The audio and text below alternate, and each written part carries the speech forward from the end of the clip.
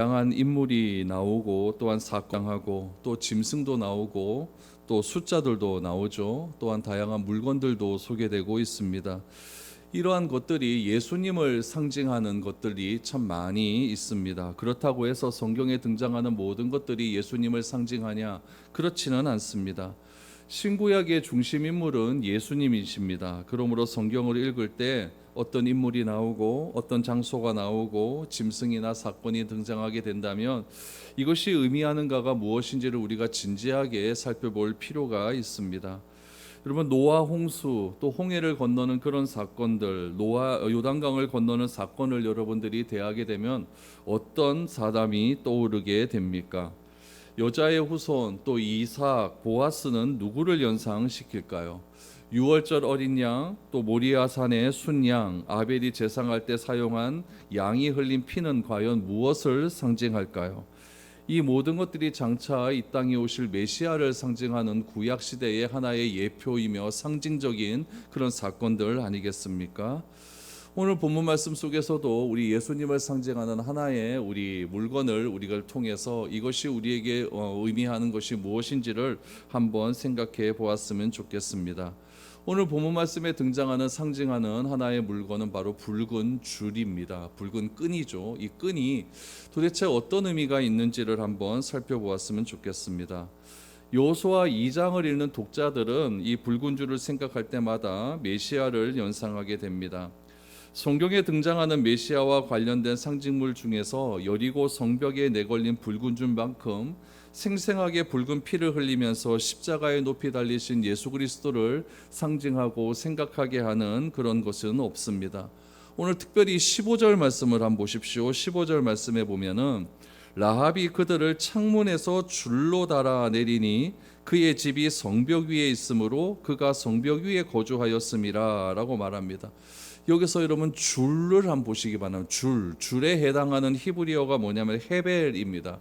헤벨이라고 하는 단어가 이 줄이라고 하는 단어인데, 이 줄이란 단어 외에도 어떤 단어가 또 숨겨져 있냐면은 슬픔, 상실, 해산의 고통, 이런 것들이 사용될 때에도 이 헤벨이라고 하는 단어를 사용하고 있습니다.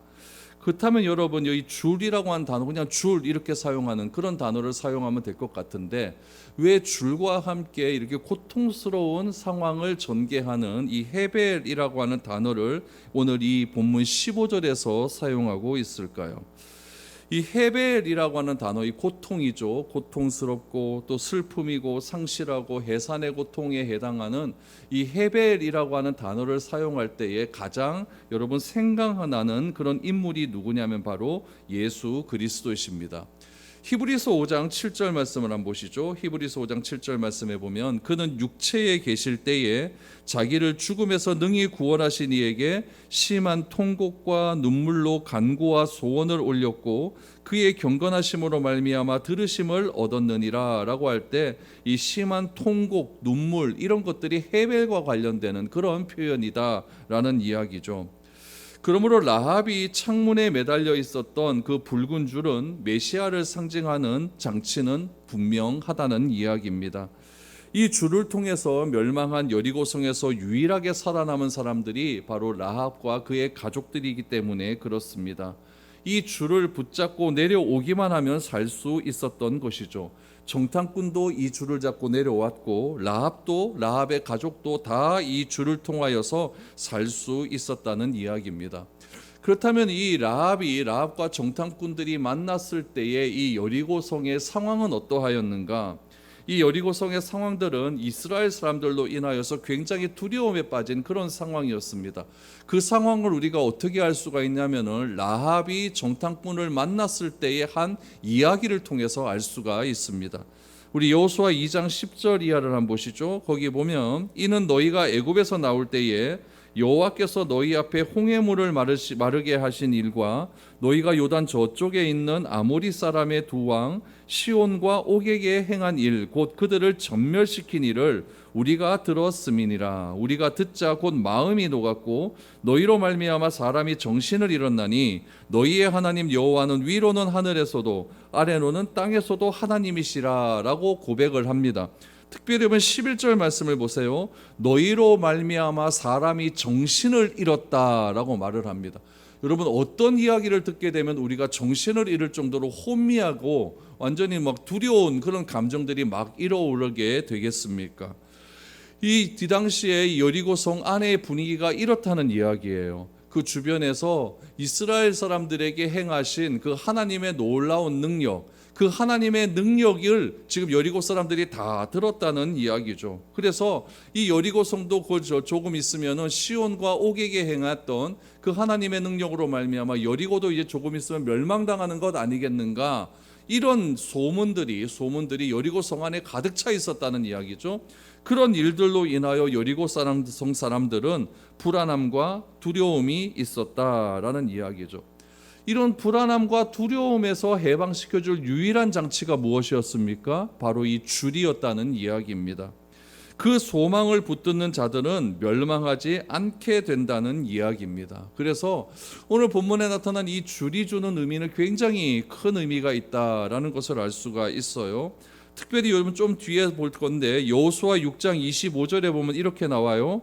여호수아가 기생 라합과 그의 아버지와 아버지의 가족과 그에게 속한 모든 것을 살렸으므로 그가 오늘까지 이스라엘 중에 거주하였으니 이는 여호수아가 여리고를 정탐하려고 보낸 사라들을 숨겼음이었더라 라고 말합니다.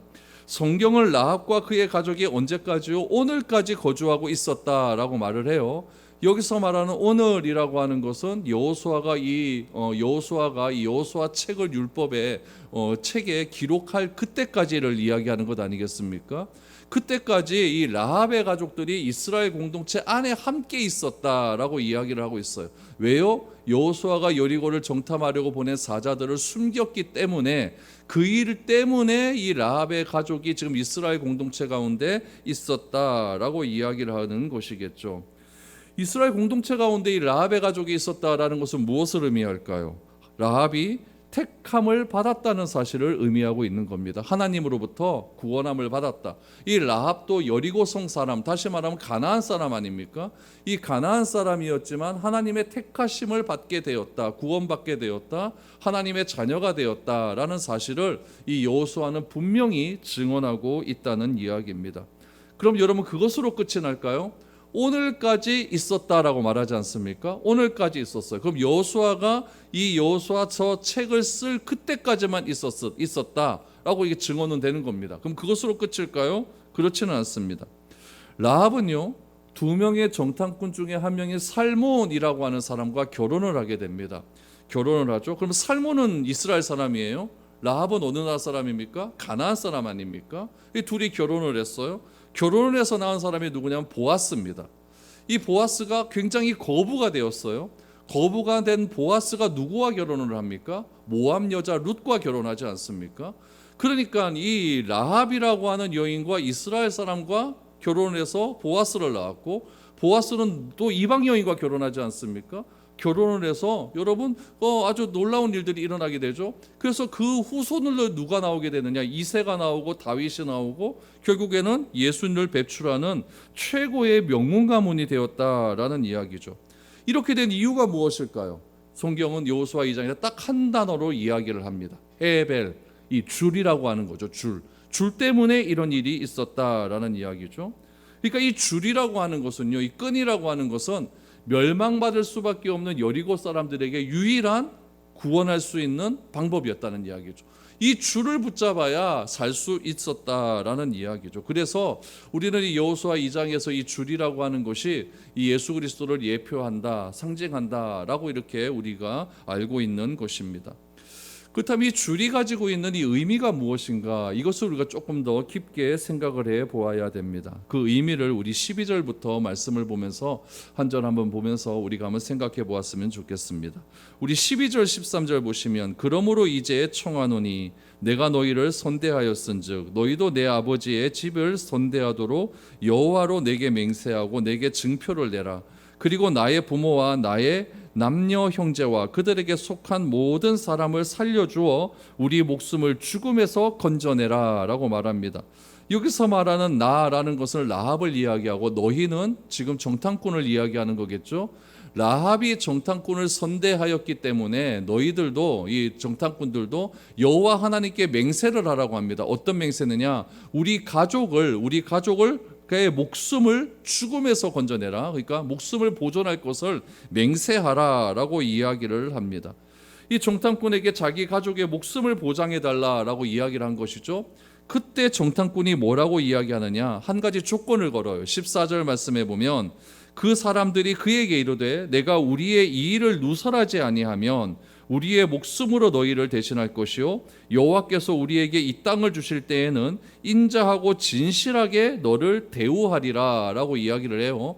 그러니까 정탐꾼 목숨을 걸고 지금 너희 가족을 보전하겠다. 조건이 뭡니까? 우리가 정탐했다는 사실을 보장을 하게 되면, 비밀을 지키게 되면은 내 목숨 걸고 내가 너를 지키겠다. 그러면 하나님은 어떤 일을 하느냐? 하나님께서 지금 여리고성을 어떻게, 지금 가나안 땅을 어떻게 하라고 하셨냐면 완전히 진멸하라고 하지 않았습니까?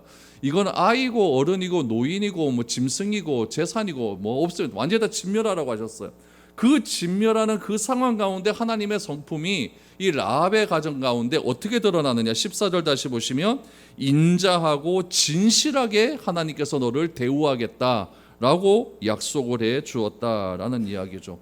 그럼 이런 대화가 어디에서 일어나겠습니까? 15절에 보면은 이 15절이 중요해요. 15절에 그 대화하는 장소가 나와요. 15절 보니까 라합이 그들을 창문에서 줄로 달아 내리니 그의 집이 성벽 위에 있으므로 그가 성벽 위에 거주하였음이라 라고 해요. 여러분, 라합의 집이 어디 있었다고요? 성벽 위에 있었다라고 이야기를 해요. 여러분, 실제로 여리고성을 고고학적으로 발굴한 사람들의 그런 여러 가지 기록들을 보면은 이 여리고성 이 폭이요 마차 2대 이상이 지나갈 정도 넓은 폭이었다고 해요. 그러니까 우리 광대성 이 정도 되겠죠. 굉장히 넓은 폭에 있었어요. 요 위에 집을 지었다라는 이야기. 어떤 사람은 이 성벽 위에 집을 지을 정도로 굉장히 폭이 넓은 집이었고, 어떤 사람은 성벽 아래에 살았다는 이야기죠. 그러면 우리가 과거에 생각했을 때는 이 성벽과 집을 따로 구분해서 생각을 했는데, 15절 말씀 다시 보시면 그러면 라합이 자기 집 창문에서 끈을 내렸다고 한다면은 창문에서 내려서 성벽까지 쭉 내려왔다는 이야기예요. 그러니까 집에서 한꺼번에 줄이 이렇게 내려왔다는 얘기죠. 그러면 그 줄이 길겠습니까? 짧겠습니까? 굉장히 긴 줄이에요. 긴 줄이에요. 그리고 여리고성 높이가 거의 10m 가까이 되었기 때문에 이 줄은 굉장히 긴 줄이었다는 이야기죠. 그럼 이런 대화를 나누고 있는 장소는 어디겠습니까? 성벽이었어요. 성벽에서 이야기를 할 때 큰 소리로 이야기했겠습니까? 작은 소리로 이야기했겠습니까? 이건 작은 소리로 이야기할 수밖에 없는 거예요. 정탐꾼과 그 라합과의 대화였기 때문에 까딱 잘못하면 라합도 이거는 우리 민족을 배신한 사람이다라고 해서 이것도 잘못될 수 있는 것 아니겠습니까? 그러니까 굉장히 조심스럽게 대화를 하고 이야기를 하고 있었다라는 이야기죠. 그래서 정탐꾼은 라합에게 내려준 끈을 타고 성벽을 넘어가기 전에 이렇게 이야기를 합니다. 여러분, 15절 전까지는 다 끈이라고 나와요. 근데 18절에 보면은 그 줄을요 무엇이라고 설명하느냐? 18절 보십시오. 우리가 이 땅에 들어올 때에 우리를 달아내린 창문에 이 붉은 줄을 메고 내 부모와 형제와 내 아버지의 가족을 다 내 집에 모으라라고 이야기를 합니다. 지금까지 15절에서는 뭐라고 이야기합니까? 끈으로 얘기하는데, 끈으로 줄로 얘기하는데 18절에서는 갑자기 그 줄을 색깔을 이야기해요. 붉은 줄이라고 분명히 이야기를 해요. 그리고 이스라엘 백성들이 여리고성을 침투하기 위해서 성 안으로 들어올 때 어떻게 하라고요? 붉은 줄로 가족들을 다 매듭 짓고 있으라는 이야기예요. 그래야 누가 누군지 알 수 있을 것 아니겠습니까? 다 묶고 있으라라고 이야기를 하는 거죠. 그럼 여러분, 이 줄은 어디에서 난 걸까요? 이 줄이 과연 어디에서 나왔을까요? 여러분, 이 지금 그 정탐꾼들이 말하고 있는 이 붉은 줄이라고 얘기하지 않습니까? 이 붉은 줄은 도대체 어디서 나온 줄일까요? 아직까지 이 정탐꾼들은 내려가진 않았어요. 아직 지금 여리고성 안에 있는 상태입니다. 줄 타고 내려가는 거죠. 내려가기 전에 지금 이런 대화가 일어나고 있는 상황이에요. 그럼 이 줄이 라합이 정탐꾼을 성벽에서 내려줄 때 사용한 그 줄이었을까요? 아니면 이렇게 생각할 수도 있지 않습니까? 우리도 어디 뭐 정탐 가고 그러면 여러 가지 도구를 가지고 가잖아요. 도구를 가지고 가는데 줄도 가지고 가지 않았을까요? 그것도 생각해 보면 줄이 여러분 성벽이 굉장히 10m 이상 되는 그 성벽이었기 때문에 그럼 줄을 묶고 이렇게 줄을 내리려고 하면은 여러분 줄 길이가 거의 한 15m 이상 되는 그런 줄을 가지고 와야 되는 거 아닙니까? 그럼 그 줄이 사람을 묶고 내려가야 되는 줄이니까 이거는 굉장히 두꺼운 무게를 가진 그런 줄일 수도 있는 것 아니겠습니까? 그러면은 정탐을 가려고 하면 빨리빨리 움직여야 되는데 그 무거운 줄 15m 되는 그 줄을 가지고 이렇게 메고 그렇게 갈 일은 만무하다는 이야기예요. 그렇다면 이 줄은 어디에 있었던 줄이었을까요? 라합의 집에 있었던 줄이었다는 이야기예요. 라합의 집에 있었던 줄이었는데 15절에서는 아까 여러분 이 줄을 뭐라고 이야기하면 헤벨이라고 이야기해서 고통, 해산의 고통, 근심 이런 것과 같이 있었다고 얘기하지 않습니까? 근데 18절의 이 줄은요 헤벨이라고 사용을 안 해요. 이 18절의 줄은 뭐라고 이야기하냐면 후트라고 이야기를 합니다. 이 후트에 담겨진 뜻은 뭐냐면은 긴 줄을 이야기한 거예요. 그러니까 15절에서 말한 줄과 18절에서 말한 줄의 단어가 다르게 사용하고 있다는 이야기예요. 우리나라도 보면은 표현할 때 여러분 줄 뭐 줄이라고 이야기하고 밧줄이라고 이야기하고 다양한 표현 방법들이 있는 것 아니겠습니까? 그러니까 얘네들도 사용할 때에 15절에서는 고통을 상징하는 그 줄과 같은 개념의 줄이라고 하는 단어를 사용했다면 18절은 그런 거 다 필요 없습니다. 무슨 줄? 그냥 긴 줄이에요. 긴 줄이에요. 그러니까 이 정탐꾼들은 이 라합이 집에서 끄집어 내온 그 줄을 한쪽 면에서는 고통이라고 하는 그런 의미의 줄로 사용했고 이제 이 라합의 집을 구원할 때는 무슨 줄로 사용한다? 붉은 줄에 긴 줄을 사용하고 있다라는 의미가 나온다는 이야기예요. 그러니까 여러분 이 라합의 가정에서 라합의 집에서 문제가 뭐였냐면은 지금 여리고 안에는 이스라엘로 인하여서 두려움이 가득 찬 상황 아니겠습니까? 불안함이 굉장히 가득 찬 상황이에요. 지금 조금 있으면 여리고성으로 이스라엘이 쳐들어온다. 그러면은 하늘의 하나님, 땅의 하나님, 상천하지의 하나님이 우리를 다 전멸시킬 것이다. 불안한 분위기가 굉장히 많이 나왔고 이런 분위기 때문에 여리고를 출입하는 사람은 하나도 없었습니다. 이런 상황에서 유일하게 구원을 받을 수 있는 방법이 무엇입니까? 줄이었어요. 그 줄이 어디에 있는 줄이었다고요? 라합의 집에 있는 줄이었다는 거예요. 그럼 구원의 방법이 멀리 있는 겁니까? 가까이 있는 겁니까? 가까이 있었다는 이야기죠. 그 줄을 오늘 그 정탐꾼들은 붉은 줄이라고 분명히 명령하고 있고 이 붉은 줄은 누구를 상징한다? 예수님을 상징하고 있다라는 이야기예요. 그러므로 우리가 어려운 상황, 불안한 상황, 감정적으로 힘든 상황, 여러 가지 환경으로 인하여 어려운 상황이 있을 때 우리의 붉은 줄은 어디에 있다고요? 우리와 가까이 있다는 이야기예요. 우리와 가까이 계신 하나님을 찾아야 되는데 우리는 자꾸 어떻게 하느냐? 내 상황이 어려울수록 하나님은 나를 멀리 떠났다고 생각을 하는 그런 잘못된 신앙을 가지고 있는 겁니다. 성경은요 하나님이 나와 가까이 있다는 사실을 계속적으로 반복적으로 이야기를 합니다. 아브라함은 하나님께서 아들을 주신다는 약속이 늦어지자 아내 사갈의 몸종이었던 하갈에게서 이스마엘 하나를 얻습니다. 그리고 얼마 안 있다가요 사라가 임신해서 이삭을 낳았어요. 그리고 둘이 점점 자라납니다. 자라나다가 이스마엘이 형이니까 아무래도 좀 덩치가 좀 컸을 것 아니겠습니까? 동생 이삭을 자꾸 괴롭혀 버리니까 이 사라가 화가 나가지고 자기 남편에게 이야기하죠. 나 쟤네랑 같이 못 살겠다라고 하면서 하갈과 이스마엘을 쫓아내버립니다. 광야로 쫓겨나간 이 하갈이 물이 다 떨어지자 아브라함 집에서 가지고 왔을 때 그 물이 다 떨어지자 하나님을 향하여 완전 절규를 하기 시작합니다. 우리를 이 광야 땡볕에서 죽게 만드시겠습니까? 목말라 죽겠습니다 라고 했더니 그때 하나님께서 하갈의 눈을 밝히십니다. 눈을 밝히시고 어떻게 하셨느냐? 창세기 21장 19절을 보십시오.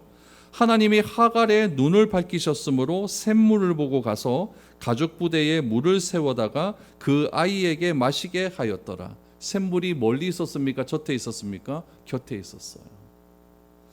모세와 이스라엘 자손 앞에 홍해가 가로막힙니다. 뒤에는 누가 있었냐면은 애굽의 군대가 찾아옵니다. 앞에는 홍해가 있습니다. 진퇴양난이에요. 그때 여러분 어떻게 해결을 했을까요? 출애굽기 14장 16절 지팡이를 들고 손을 바다 위로 내밀어 그것이 갈라지게 하라. 이스라엘 자손이 바다 가운데서 마른 땅으로 행하리라 라고 말합니다. 홍해를 갈라지게 하는 데 있어서 가장 결정적인 것이 무엇이었죠? 지팡이입니다. 모세가 들고 있는 지팡이를 통하여서 바다가 갈라지는 그런 놀라운 일들이 일어나게 됩니다. 다윗 앞에 골리앗이 서 있습니다. 골리앗을 물리칠 수 있는 방법은 무엇이었습니까? 다윗 손에 쥐고 있는 물맷돌이었어요. 가까이 있는 물맷돌이었다는 이야기죠. 문제의 해결점은요, 멀리 있지 않았다는 이야기입니다. 삼손이요, 눈이 뽑혔어요. 뽑히고 난 다음에 하나님께 간절히 기도하죠. 하나님, 한 번만 나에게 힘을 더해 주십시오 라고 하면서 다곤의 신전 앞에서 간절히 기도했었을 때에 삼손이 앞은 보이지 않았지만 자기를 이끌어가는 꼬마애한테 기둥을 가르쳐달라고 이야기합니다. 그 기둥은 어디에 있는 거였습니까? 삼손 바로 앞에 있었던 거였어요. 그때 하나님께서 함께 하셔서 이 다곤의 기둥을 무너뜨리는 그런 일이 일어나지 않았습니까? 수루 강야에서 쓴물을 단물로 바꿀 때도 나무 이파리였어요. 5천 명을 먹이도 남을 물고기와 보리떡을 가진 그 아이도 어디 있었습니까? 그 주위 공동체 안에 있었다는 이야기예요. 붉은 줄은 어디 있습니까? 멀리 있는 곳이 아니라 내 곁에 있어요. 내 곁에 있고 내 가까이에 있다라는 이야기예요. 근데 우리는 어떻습니까? 어떤 문제와 상황이 발생하게 되면은 내 곁에 있는 붉은 줄을 잡아야 되는데 자꾸 멀리 있는 것을 잡으려고 쫓아가는 경향이 있습니다. 하나님께서 이 사실을 알까요, 모를까요? 너무나 잘 알아요. 그 당시에 최고 강대국은 애굽이었거든요. 그러니까 무슨 문제만 있으면 애굽으로 달려갑니다. 이사야 31장 1절을 보십시오. 도움을 구하러 애굽으로 내려가는 자들은 화 있을진저 그들은 말을 의지하며 병거의 많음과 마병의 심히 강함을 의지하고 이스라엘의 거룩하신 이를 앙모하지 아니하며 여호와를 구하지 아니하나니라고 말을 합니다. 왜 애굽을 의지하지 말라고 할까요? 애굽에는 뭐가 있기 때문에? 마병과 말이 있기 때문에 그렇습니다. 그런데 사람들은 어떻게 하느냐? 자꾸 눈에 보이는 그 강력한 군대만 의지하고 여호와 하나님을 앙망하지 않았다라고 분명히 이야기를 하고 있습니다. 그러니까 그 당시 사람들은 무엇을 많이 의지했다? 문제만 생기면 애굽을 의지했다라는 이야기. 애굽은 어떤 나라입니까? 자기를 속박했던 그런 나라를 또 의지하고 그것에서 벗어나지 못하는 그런 일이 있었어요. 야곱은 어떻습니까? 야곱은 아버지로부터 축복을 다 빼앗지 않습니까? 형들에게 가져갈 축복을 빼앗아요. 그래서 이삭이 이 야곱에게 빨리 도망가라 그럽니다. 너 외갓집으로 도망가라라고 했었어요. 그때 야곱이 외갓집으로 도망을 가다가 베델이라고 하는 곳에 머물게 되죠. 거기서 하나님을 만나지 않습니까? 하나님을 만나고 도망가는 과정 가운데 하나님을 만난 다음에 그가 아침에 딱 깨어서 첫 마디 고백이 무엇이었느냐? 창세기 28장입니다. 16절 17절. 야곱이 잠에 깨어 이르되 여호와께서 과연 여기 계시거늘 내가 알지 못하였도다. 이에 두려워 이르되 두렵도다 이곳이요 이것은 다름 아닌 하나님의 집이요 이는 하늘의 문이로다 라는 고백을 하게 됩니다. 야곱은 형이 자기를 죽일까봐 도망가면서 얼마나 자신의 비참한 삶을 비통했겠습니까? 그러면서 하나님을 원망하며 가다가 아침에 일어나자마자 그가 경험한 것은 하나님은 바로 여기에 있다라는 것을 깨닫게 되는 겁니다. 붉은 줄은 어디 있다고요? 내 곁에 있는 겁니다. 붉은 줄이 예수 그리스도께서 여러분 예수 그리스도를 상징한다고 한다면 라합의 집에 그 줄이 준비되었다는 것은 이미 하나님께서 라합을 구원하시기로 작정하셨다는 것을 의미합니다. 이러한 사실을 여러분 신약성경 히브리서 11장에서는 이렇게 고백을 하고 있죠. 믿음으로 기생 라합은 정탐꾼을 평안히 영접하였으므로 순종하지 아니한 자와 함께 멸망하지 아니하였도다라고 말을 합니다. 결국 하나님께서 이 라합을 살리기 위해서 사용한 도구는 뭐였냐면 붉은 줄이었어요. 그건 상징이죠. 상징이라고 한다면 실질적으로 하나님께서 라합을 구원하시기 위해서 사용하신 것은 무엇이었냐면 사람입니다.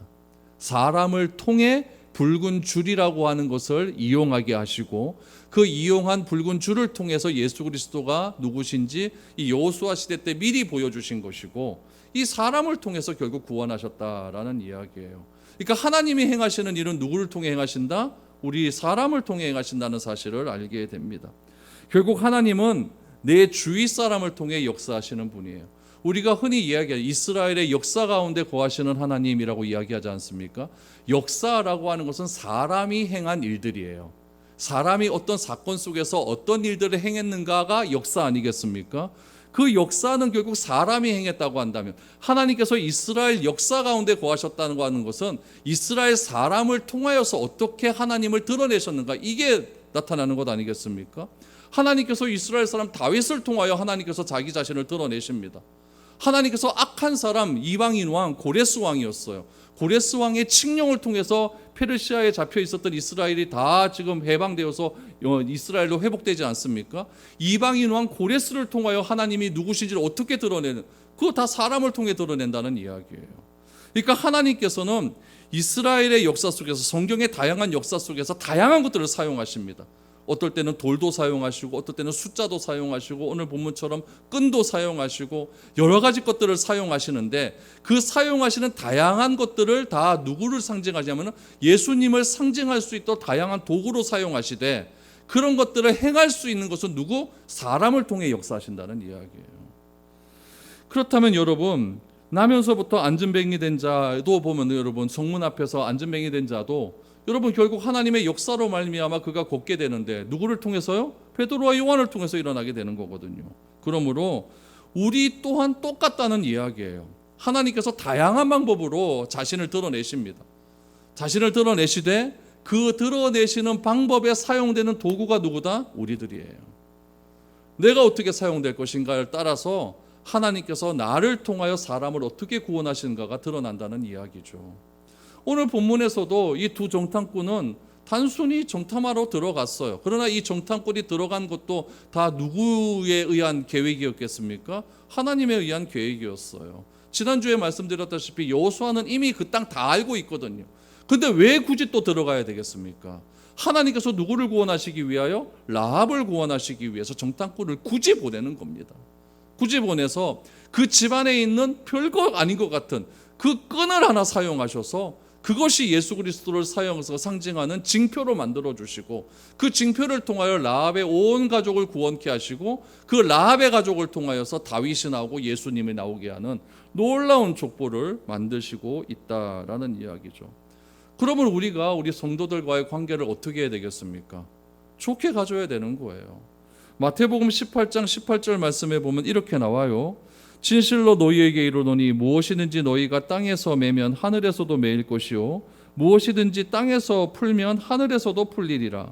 진실로 다시 너희에게 이르노니 너희 중에 두 사람이 땅에서 합심하여 무엇이든지 구하면 하늘에 계신 내 아버지께서 그들을 위하여 이루게 하시리라 라고 말합니다.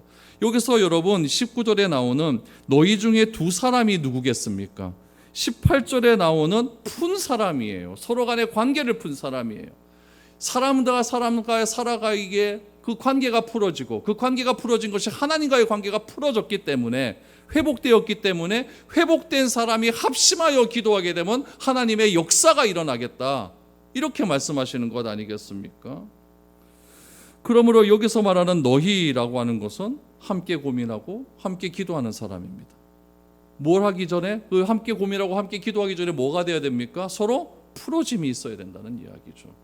그래야만 하나님과의 관계도 풀어지는 것이고, 그 풀어짐을 통하여서, 관계 회복을 통하여서 우리가 하나님께 간절히 합심하여 무엇이든 구하면 하늘에 계신 내 아버지께서 그들을 위하여 이루게 하신다. 그들이 누굽니까? 풀린 사람들이에요.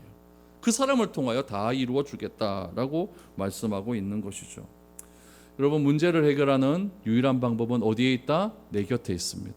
하나님은 멀리 계신 하나님이 아니라 나와 가까이 계신 하나님입니다. 라합의 집에 있었던, 가까이 있던 그 물건을 통하여 하나님은 예수 그리스도의 상징으로 삼아 주셨고, 그 상징을 누가 사용합니까? 여러분, 이스라엘에서 정탐원, 그 정탐꾼들과 라합이 사용함을 통하여 라합은 구원을 얻게 된 것입니다. 여러분, 문제 해결의 붉은 줄이신 예수님이 늘 언제나 나와 동행한다고, 또한 나와 함께 한다는 사실을 기억하시기를 바랍니다. 그래서 그 주님께서는, 나와 함께 하시는 주님께서는 수고하고 무거운 짐을 다 자신에게 맡기라고 말씀하셨습니다. 그리고 우리에게 참된 쉼과 안식을 허락해 주시겠다고 말씀해 주셨습니다. 이 붉은 줄이 가진 의미를 분명히 알고 믿음으로 더 담대히 나아갈 수 있는 저와 여러분들이 되었으면 좋겠습니다. 그래서 하나님께서 내 곁에 계신 사람을 통하여서 오늘 내가 갖고 있는 여러 가지 문제가 해결된다는 사실을 기억하시고 붉은 줄 대신 그리스도를 바라보면서 여러분 하루하루 살아갈 수 있는 저와 여러분들의 삶이 될 수 있게 되기를 축복드립니다.